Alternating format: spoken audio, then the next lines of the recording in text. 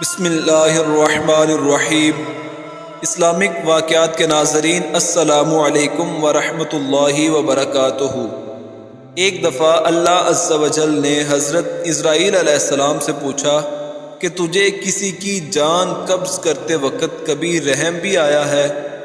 حضرت اسرائیل علیہ السلام نے عرض کیا کہ الہی، میرا ہر ایک کی روح قبض کرتے وقت دل دکھتا ہے، مگر تیرے حکم کی سرتابی کی مجال کہاں؟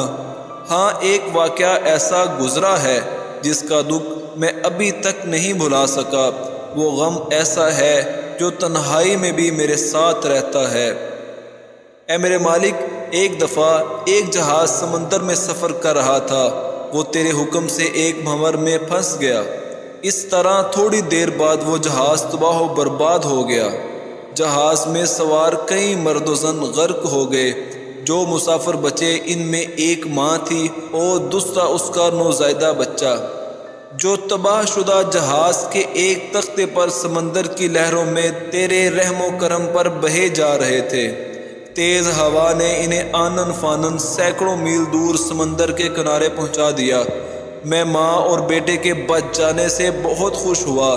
اسی لمحے تیرا حکم ہوا کہ ماں کی روح قبض کر لو۔ میں نے مولا کریم تیرے حکم کی تعمیل کی۔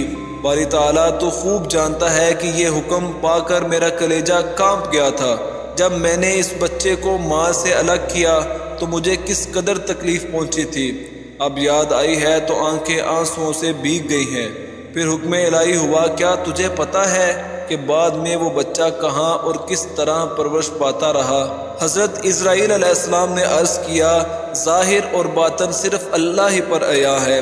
اللہ عز و جل نے فرمایا، ہم نے موج سمندر کو حکم دیا کہ اس لاوارث بچے کو اٹھا کر ساحل پر ڈال دے۔ ساحل کے قریب ایک سرسبز و شاداب جزیرہ تھا۔ ہم نے پھولوں کو حکم دیا کہ بچے کے نیچے سیج بچھا دے۔ سورج سے کہا کہ اپنی تیز شعاؤں سے بچے کو محفوظ رکھنا۔ بادل کو کہا بچے سے ذرا فاصلے پر برسے۔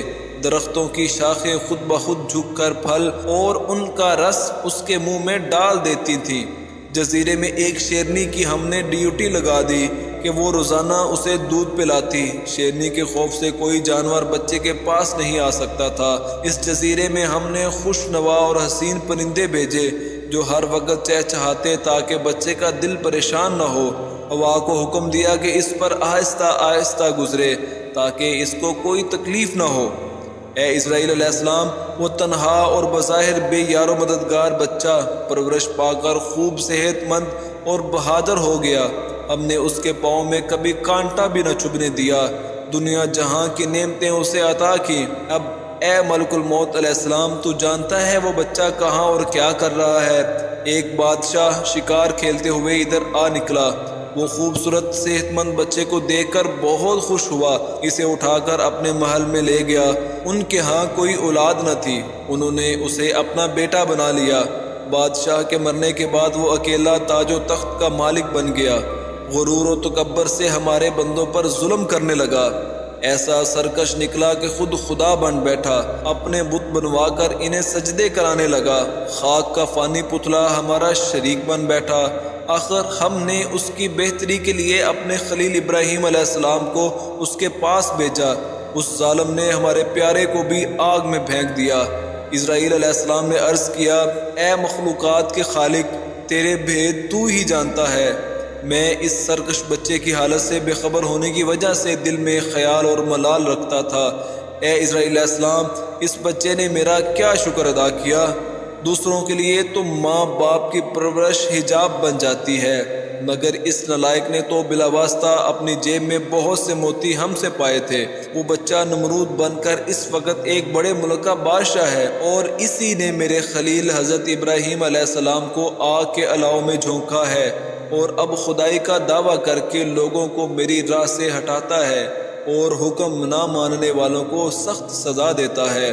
اس سے ہمیں یہ سبق حاصل ہوتا ہے کہ اے خدا کے بندے، تو اپنی اصلاح کر لے، اپنے نفس کو قید و بند میں رکھ۔ نفس یقیناً ایک خونی درندے کی مانند ہے، اگر یہ احسان فراموش ہو جائے تو مثل نمرود بن جاتا ہے۔